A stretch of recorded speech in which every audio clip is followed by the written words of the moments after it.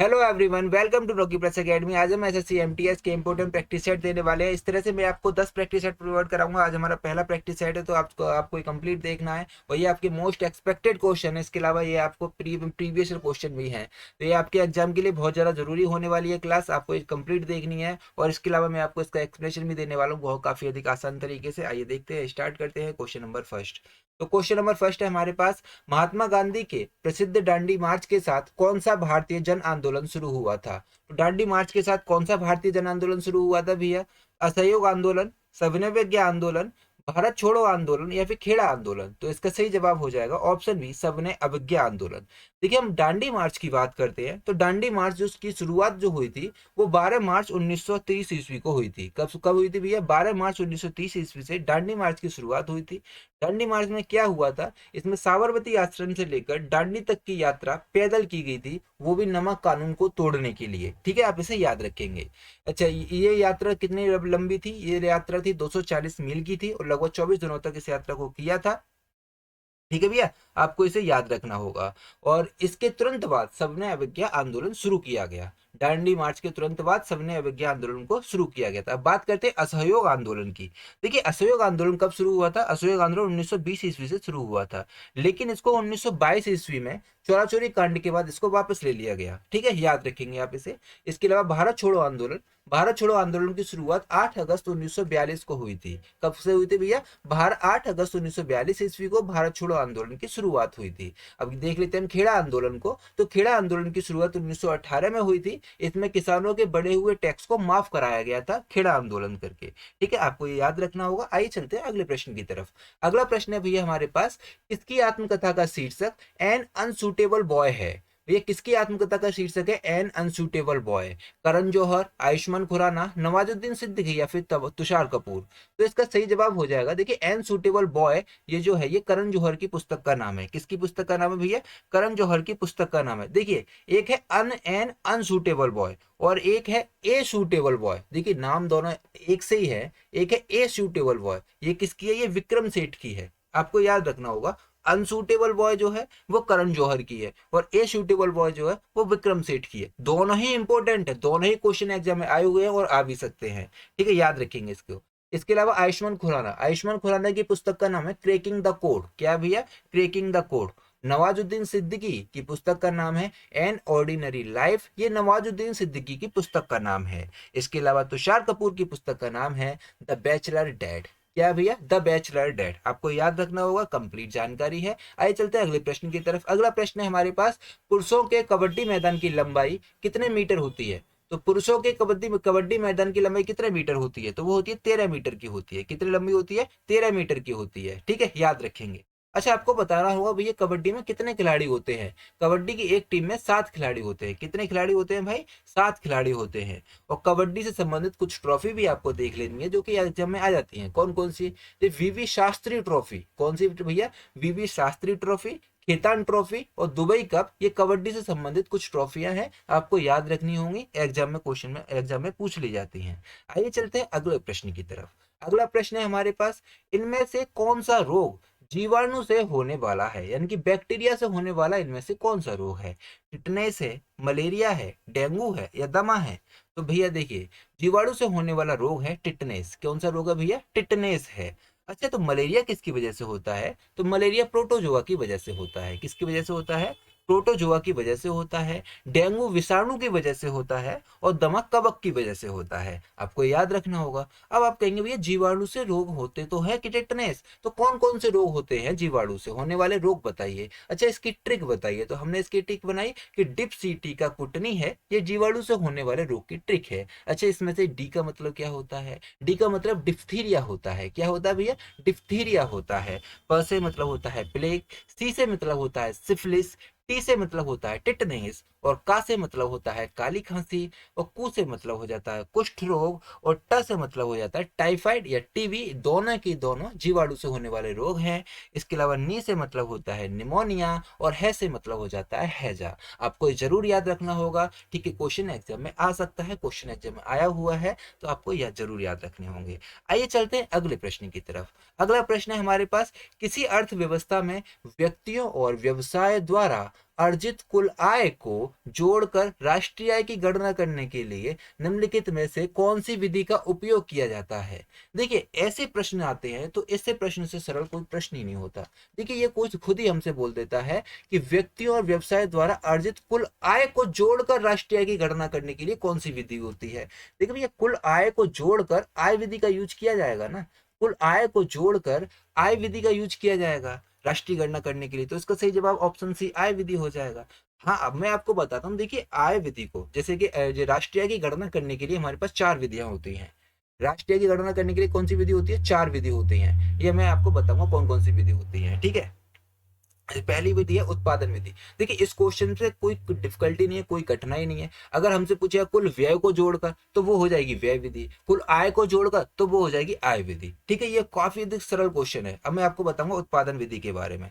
देखिए राष्ट्रीय आय ज्ञात करने की चार विधियां होती हैं। सबसे पहली होती है उत्पादन विधि, तो इसमें उत्पादन के मूल्य को जोड़ा जाता है। ये आपको इसमें फॉर्मूला जो होता है वो आपको याद रखना होगा। देखिए इस विधि के द्वारा उत्पादित समस्त वस्तुओं एवं सेवाओं के मूल्य को जोड़ा जाता है उत्पादन विधि के द्वारा।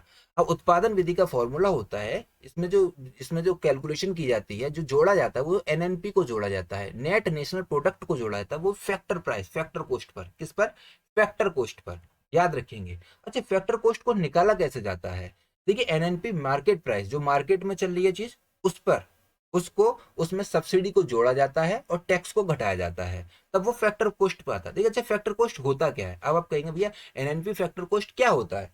देखिए भैया कोई भी चीज होती है जो कंपनी से निकलती है, जिस रेट पर कंपनी से निकलती है उसे फैक्टर कॉस्ट कहते हैं। उसमें लागत भी होती है, उसमें सारी चीजें मिला दी जाती है। ठीक है, तो फैक्टर कॉस्ट पे या हम एक तरह से अपनी भाषा में कह सकते हैं जो क्रय मूल्य जो होता है वो फैक्टर कॉस्ट पे आ जाता है। किस पे आता है, फैक्टर कॉस्ट पे, और उसको ही जोड़ा जाता है।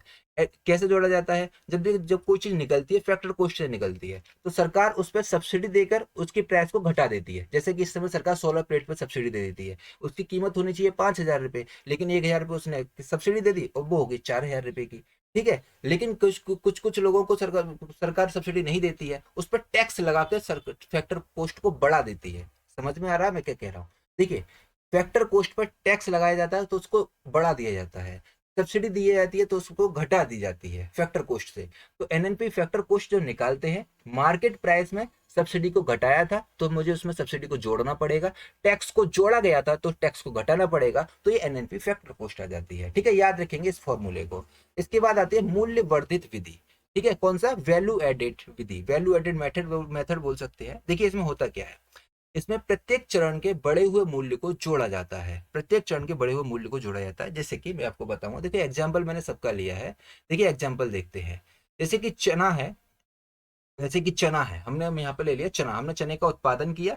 अब चने का उत्पादन हुआ हमारे पास 100 किलोग्राम और वो चना बेचा गया 20 रुपए किलो के हिसाब से। कितने किलो के हिसाब से, 20 रुपए किलो के हिसाब से वो बेचा 2,000 रुपए का। कितना बिका भैया, 2,000 रुपए का। तो इस 2,000 रुपए को किस में ऐड किया जाएगा, नेशनल इनकम में ऐड किया जाएगा। इसके बाद चना से बन गया आटा, चना से क्या बना, आटा। ठीक है, आटा भी 100 किलो ही बनेगा, 100 किलो चना का, और ये बेचा 25 रुपए किलो के हिसाब से, ये बेचा 2,500 रुपए का। देखिए इसमें से 2,000 रुपए चने का मूल्य को तो जोड़ दिया गया था, अब इसमें 500 रुपए और ऐड हुए हैं तो उसमें 500 रुपए को और ऐड किया जाएगा। ठीक है, याद रखेंगे, जैसे कि इसमें मैंने यहाँ पे ऐड करके दिखा दिया। यदि वैल्यू ऐड कितनी हुई, 500 रुपए ऐड हुई, तो इसलिए वैल्यू ऐड कितनी, 500 रुपए, तो नेशनल इनकम में 500 रुपए को ऐड किया जाएगा। अब इस आटा से बन गया कुरकुरे, और कुरकुरे कितने पैकेट बने, 1,000 पैकेट बने कुरकुरे के, 5 रुपए पर पीस के हिसाब से बेचे और वो बेच के 5,000 रुपए के, कितने रुपए के, 5,000 रुपए के। तो इसमें कितना ऐड हुआ, 2,500 रुपए से 5,000 रुपए गए, 2,500 रुपए तो हमने इसके दे ही रखे थे, इसके अलावा 2,500 रुपए इसमें ऐड और ऐड हो गए। तो इस तरह से इससे भी इसमें ऐड किया जाएगा, तो इसको बोलते हैं मूल्य वर्धित विधि या फिर वैल्यू एडेड विधि। ठीक है, तो इसमें कितना नेशनल इनकम हो जाएगा, इस तरह से मिलाकर 2,500, 2,500, इसको मतलब कुल मिलाकर हो जाएगा 5,000 रुपए। ठीक है, याद रखेंगे। अब बात कर लेते हैं आय विधि की। देखिए आय विधि में क्या होता है, इस विधि के द्वारा उत्पादन के सभी कारकों की आय को जोड़ा जाता है, उत्पादन के सभी कारकों की आय को जोड़ा जाता है। अब आपको पता होना चाहिए भी उत्पादन के कारक कितने होते हैं। देखिए उत्पादन के 4 कारक होते हैं। कौन कौन सी, देखिए उत्पादन करने के लिए आपको 4 कारक होना जरूरी है। सबसे पहले आपको भूमि होना जरूरी है। ठीक है, भूमि के बाद उस पर पूंजी होना जरूरी है, पूंजी के बाद आपको उस पर श्रमिक होना जरूरी है, श्रमिक यहाँ पे श्रम नहीं है भैया, श्रमिक होता है। ठीक है, इसके अलावा उद्यमी होना जरूरी है। अगर उद्यमी यानी कि मालिक होगा, उस पर लेबर होगी, पैसा होगा और भूमि होगी, ये 4 चीजें जरूरत होती हैं किसी भी चीज का उत्पादन करने के लिए। अच्छा, भूमि होगी तो भूमि का किराया होगा, क्या होगा, किराया होगा, उसे आर से डिनोट करते हैं। पूंजी होगी तो पूंजी पर ब्याज लिया जाएगा। श्रमिक होंगे तो श्रमिक को मजदूरी वेजेस दिए जाएंगे। उद्यमी होगा तो उद्यमी को लाभ होगा। तो इस टोटल को मिलाकर एनआई नेशनल इनकम की जो गणना की जाती है वो R plus I plus W plus P होती है। आपको ये याद करना पड़ेगा। ये भी याद रखना भैया, उत्पादन के 4 कारक होते हैं, कौन कौन से, भूमि, पूंजी, श्रमिक, उद्यमी। ये क्वेश्चन एग्जाम में आता है, बहुत ज्यादा आता है भैया एग्जाम में, आपको याद कर लेना है, जरूरी है। ठीक है, इसके अलावा ये फॉर्मूला भी आपको याद रखना है। अब आपका एक विधि रहेगी, कौन सी, व्यय विधि। हम व्यय विधि को भी देख लेते हैं। देखिए, व्यय विधि का फॉर्मूला होता है, इसमें व्यय को कैलकुलेट किया जाता है, C plus I plus B plus X minus M. क्या है, एक्स माइनस एम। अच्छा, आप क्या सोच रहे हो ये सी क्या होता है। देखिए, सी का मतलब उपभोग करना, आई का मतलब होता है इन्वेस्ट, जी का मतलब होता है गवर्नमेंट व्यय, मतलब गवर्नमेंट एक्सपेंडिचर, मतलब बोल सकता हूँ सरकारी व्यय, जी। एक्स हो जाता है इसमें एक्सपोर्ट और यानी कि निर्यात, और एम हो जाता है इसमें इम्पोर्ट यानी कि एम। ठीक है, याद रखेंगे। तो इस तरह से मिलाकर व्यय विधि की कैलकुलेशन की जाती है। ये फॉर्मूला आपको जरूर याद रखना होगा। ठीक है भैया, आगे चलते हैं अगले प्रश्न की तरफ। अगला प्रश्न है हमारे पास, हिंदू सुधार संगठन ब्रह्म समाज की स्थापना किसने की थी। भैया, ब्रह्म समाज की स्थापना किसने की थी। राजा राम मोहन राय ने, आत्माराम पांडुरंग ने, सुभाष चंद्र बोस ने, या फिर राजा राम, या फिर ज्योतिबा फुले ने। तो ये इसकी स्थापना जो की थी वो की थी राजा राम मोहन राय ने। किसने की थी भैया, राजा राम मोहन राय ने। अच्छा जी, राजा राम मोहन राय ने ब्रह्म समाज की स्थापना की थी। बात करेंगे आत्माराम पांडुरंग की, तो आत्माराम पांडुरंग ने किसकी स्थापना की थी भैया, प्रार्थना समाज की स्थापना की थी 1867 में। क्या इन्होंने अकेले की थी, नहीं, इनके साथ एम जी रानाडे भी शामिल थे। ठीक है, याद रखेंगे, प्रार्थना समाज की स्थापना आत्माराम पांडुरंग और एम जी रानाडे ने की थी। ठीक है भैया, याद रखेंगे इसे। सुभाष चंद्र बोस ने फॉरवर्ड ब्लॉक की स्थापना की थी 1939 में। कब की थी भैया, 1939 में सुभाष चंद्र बोस ने फॉरवर्ड ब्लॉक की स्थापना की थी। ज्योतिबा फुले ने सत्यशोधक समाज की स्थापना की थी 1873 में। ये आपको डेट वगैरह याद कर लेनी है, इंपॉर्टेंट हो जाती है, कभी कभी वो हमसे ना क्रम पूछ लेता है। ठीक है, इसके अलावा स्वामी विवेकानंद ने रामकृष्ण मिशन की स्थापना की थी 1897 में। आइए चलते हैं अगले प्रश्न की तरफ। अगला प्रश्न है हमारे पास, निम्नलिखित भारतीय गायकों में से किसे गजल किंग के नाम से जाना जाता है। मन्ना डे को, मुकेश को, शैलेंद्र को, जगजीत सिंह को। देखिए, गजल किंग के नाम से जाना जाता है जगजीत सिंह को। इसका सही जवाब ऑप्शन डी जगजीत सिंह हो जाएगा। आइए चलते हैं अगले प्रश्न की तरफ। अगला प्रश्न है हमारे पास, निम्नलिखित में से कौन पश्चिमी तट बंदरगाह का उदाहरण है। इनमें से कौन पश्चिमी तट बंदरगाह का उदाहरण है। तूतीकोरिन, पारादीप, मुंबई, विशाखापट्टनम। देखिए भैया, पश्चिमी तट बंदरगाह इसमें से कौन सा है। देखिए, तूतीकोरिन बंदरगाह जो है वो तमिलनाडु में स्थित है, जो कि पूर्वी बंदरगाह है। पारादीप आपका उड़ीसा में स्थित है, और विशाखापट्टनम आंध्र प्रदेश में स्थित है। तो इसमें पश्चिम में तो केवल एक मुंबई बंदरगाह है, जो कि महाराष्ट्र में स्थित है, पश्चिमी बंदरगाह। ठीक है, देखिए भैया, जैसे कि मैंने आपको बताया, तूतीकोरिन तमिलनाडु में, पारादीप उड़ीसा में और विशाखापट्टनम आंध्र प्रदेश में। अब बात हो रही है बंदरगाह की, तो देखिए मैं आपको बताता हूँ कि भारत में ओवरऑल सबसे बड़े बड़े बंदरगाह जो है वो 13 बंदरगाह हैं। कितने बंदरगाह हैं, 13 बंदरगाह हैं। और 13 बंदरगाह कौन कौन से, ऐसे देख लेते हैं। देखिए, जैसे सबसे पहले हम देखते हैं पूर्वी तट के बंदरगाह। तो पूर्वी तट के बंदरगाह में आ जाता है चेन्नई बंदरगाह, जो कि तमिलनाडु में स्थित है। एन्नौर बंदरगाह भी तमिलनाडु में है। इसके अलावा कोलकाता और हल्दिया बंदरगाह, जो कि पश्चिम बंगाल में स्थित है। देखिए, इस तरह से अब 6 बंदरगाह हो गए पूर्वी तट के। कौन कौन से, तूतीकोरिन, पारादीप, विशाखापट्टनम, चेन्नई, एन्नौर और कोलकाता हल्दिया बंदरगाह। ये सारे के सारे बंदरगाह कहाँ के हो गए, पूर्वी तट के हो गए। अब हम दिखाएंगे आपको पश्चिमी तट के बंदरगाह, 6 ये हो गए। ठीक है, पश्चिमी तट के बंदरगाह में आता है मुंबई बंदरगाह, महाराष्ट्र में स्थित है। नाहवा शोवा बंदरगाह या फिर जवाहरलाल नेहरू बंदरगाह। देखिए, ये क्वेश्चन इंपॉर्टेंट है, आता है एग्जाम में, याद रखेंगे। नाहवा शोवा बंदरगाह को ही जवाहरलाल नेहरू बंदरगाह कहते हैं, ये भी महाराष्ट्र में स्थित है। इसके अलावा आ जाता है आपके पास कांडला बंदरगाह, जो गुजरात में स्थित है, कांडला बंदरगाह। और मुर्मुगांव बंदरगाह, ये कहाँ पर है, गोवा में स्थित है, मुर्मुगांव बंदरगाह। कोचीन बंदरगाह केरल में स्थित है। इसके अलावा न्यू मंगलोर बंदरगाह कर्नाटक में स्थित है। ठीक है भैया, याद रखेंगे। 6 ये हो गए, कितने हो गए, 12 हो गए। और एक लास्ट बंदरगाह जो है वो कहाँ पर स्थित है, वो हमारे केंद्र शासित प्रदेश में स्थित है। कौन से केंद्र शासित प्रदेश में स्थित है, पोर्ट ब्लेयर, अंडमान निकोबार में स्थित है। ठीक है, याद रखेंगे, पोर्ट ब्लेयर बंदरगाह। पोर्ट ब्लेयर बंदरगाह अंडमान निकोबार में स्थित है, जो कि एकमात्र बंदरगाह है जो कि केंद्र शासित प्रदेश में, आपको याद रखना होगा। तो इस तरह से हमारे पास बड़े बड़े कितने बंदरगाह हुए, 13 बंदरगाह हुए, आपको याद रखने हैं। ठीक है भैया, आइए चलते हैं अगले प्रश्न की तरफ। है अगला प्रश्न है हमारे पास, द्री उत्सव किस राज्य में मनाया जाता है। तो भैया, द्री उत्सव किस राज्य में मनाया जाता है, अरुणाचल प्रदेश में, केरल में, असम में या आंध्र प्रदेश में। देखिए, द्री उत्सव जो मनाया जाता है वो अरुणाचल प्रदेश में मनाया जाता है। इसका सही जवाब ऑप्शन ए अरुणाचल प्रदेश हो जाएगा। अच्छा, अरुणाचल प्रदेश में और कौन कौन से त्योहार या और कौन कौन से उत्सव मनाए जाते हैं, इसे भी देखेंगे। देखिए, अरुणाचल प्रदेश में मनाया जाता है मोपेन द्री उत्सव, लोकू, जीरो फेस्टिवल, पांगसाऊ, न्यूकुम, पक्के पागा, हॉर्नबिल, और इसके अलावा है सांकेन और सोलुंग उत्सव। अब आप कह रहे होंगे भैया इसे याद करने के तरीका बताइए। देखिए याद करने के लिए आप अपने दिमाग से कुछ भी लिंक बना सकते हैं, मैं आपको बता के दिखा रहा हूँ। देखिए अरुणाचल प्रदेश, पहले आप ये बताइए कहाँ पर है? चीन के पास अरुणाचल प्रदेश है, वहां पर युद्ध वगैरह होते रहते हैं। वहां की दृष्टि, वहां की थोड़ी सी इतनी ज्यादा क्षति हो गई है, वहां पर कुछ क्षति हो गई है, सोच लो थोड़ी देर के लिए, सोच लो कि वहां पर कुछ ज्यादा क्षति हो गई है युद्ध की वजह से। अब युद्ध की वजह से वहां पे हो गई क्षति, तो वहां पर अरुण और मोपिन दो लड़के, कौन कौन? अरुण और मोपिन दो लड़के, उन्होंने क्या लगाई? ट्री लगाई। वहां पर क्या लगाई? ट्री लगाई। हम सोच रहे थे भाई ट्री लगाई, दरी से याद रखेंगे, ट्री लगाई। किसके लिए लगाए? उन लोगों के लिए लगाए, उन लोगों के लिए लगाए, लोगों से लोगों जो जीरो हो चुके थे, जीरो हो चुके थे, जीरो फेस्टिवल, ठीक है। तो अरुण और मोपिन ने ट्री लगाए, उन लोगों के लिए लगाए जो जीरो हो चुके थे, ठीक है।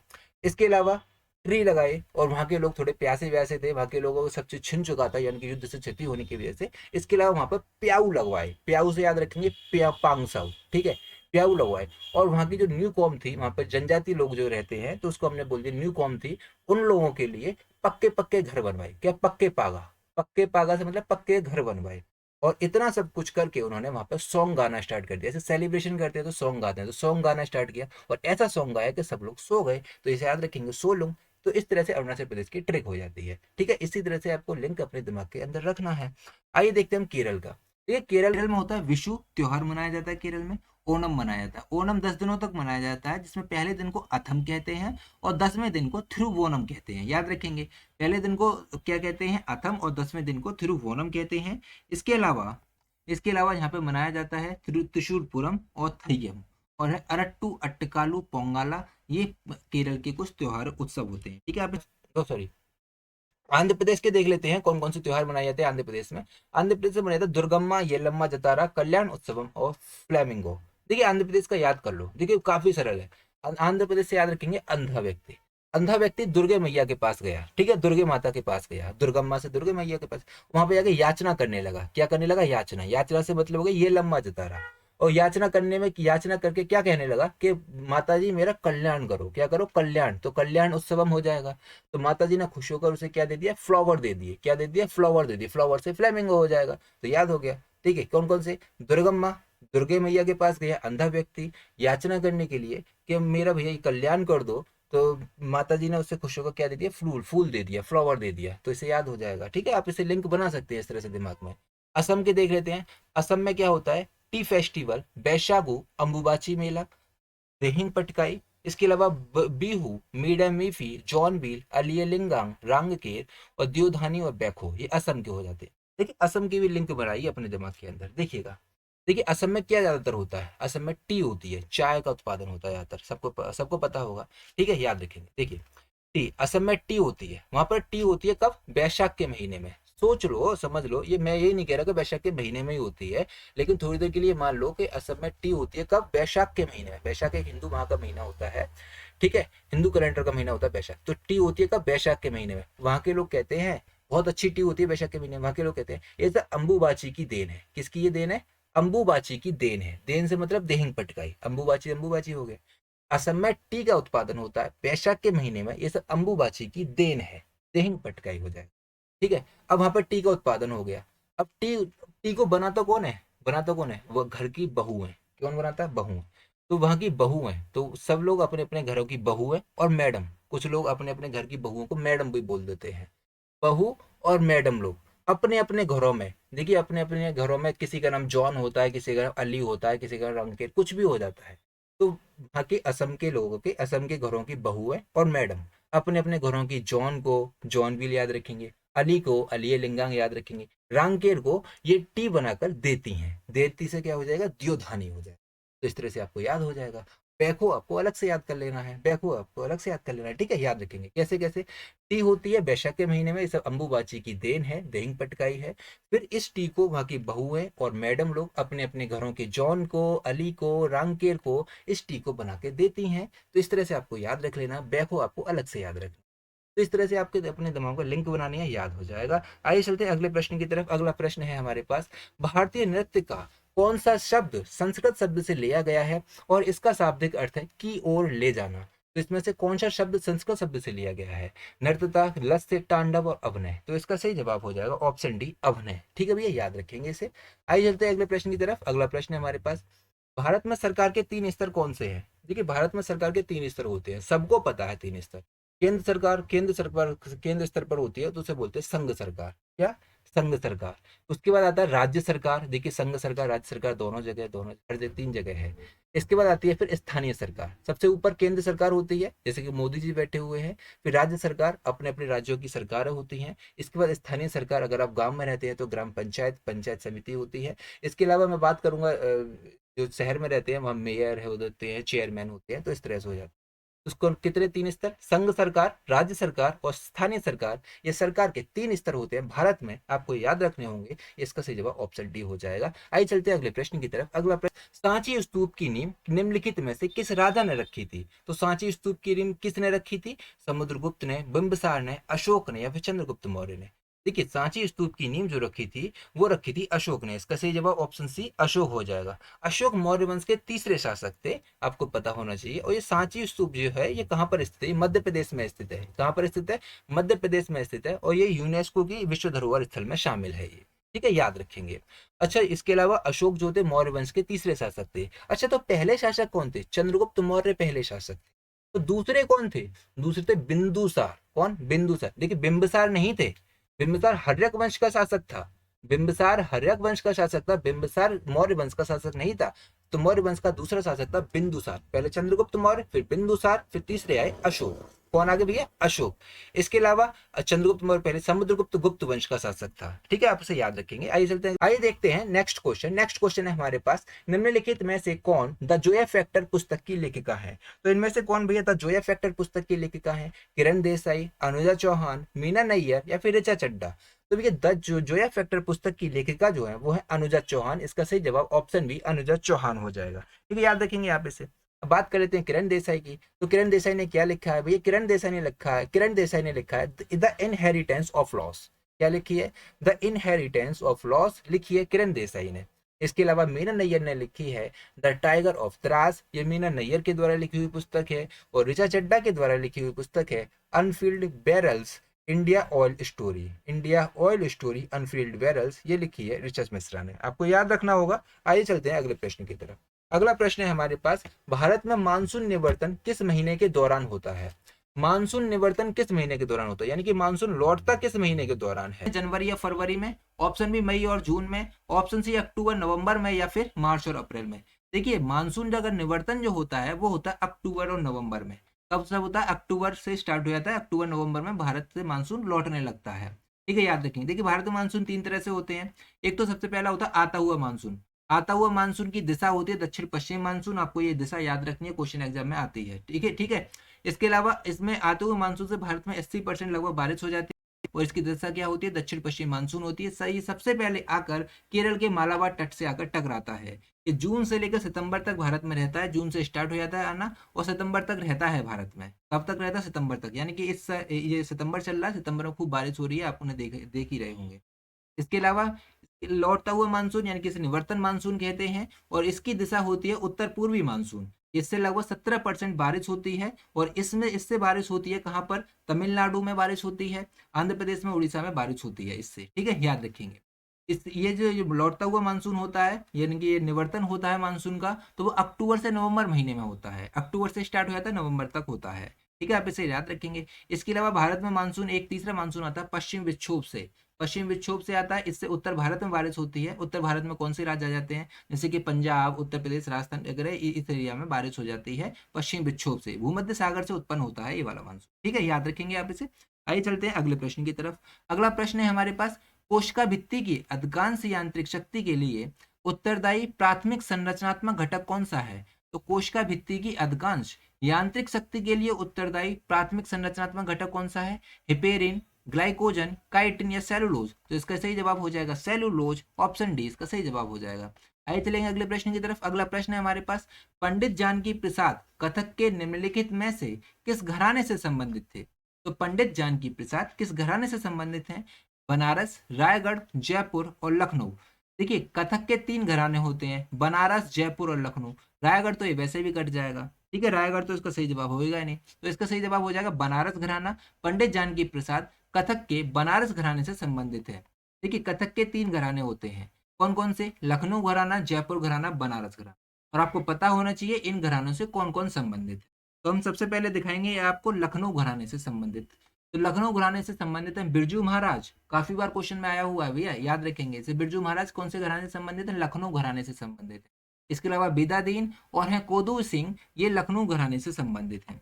तो बात करेंगे बनारस घराने की। देखिए बनारस घराने से संबंधित कौन है? बनारस घराने से संबंधित है उस्ताद बिस्मिल्लाह खान, किशन महाराज, गोदई महाराज, जानकी प्रसाद और मदन मोहन। इसके अलावा शंभू समीर, पंडित रविशंकर और शिव कुमार शर्मा, ये बनारस घराने से संबंधित हैं, आपको ये याद रखना होगा। इसके अलावा जयपुर घराने से संबंधित है उस्ताद अलादिया खान, ये संस्थापक हैं जयपुर घराने के।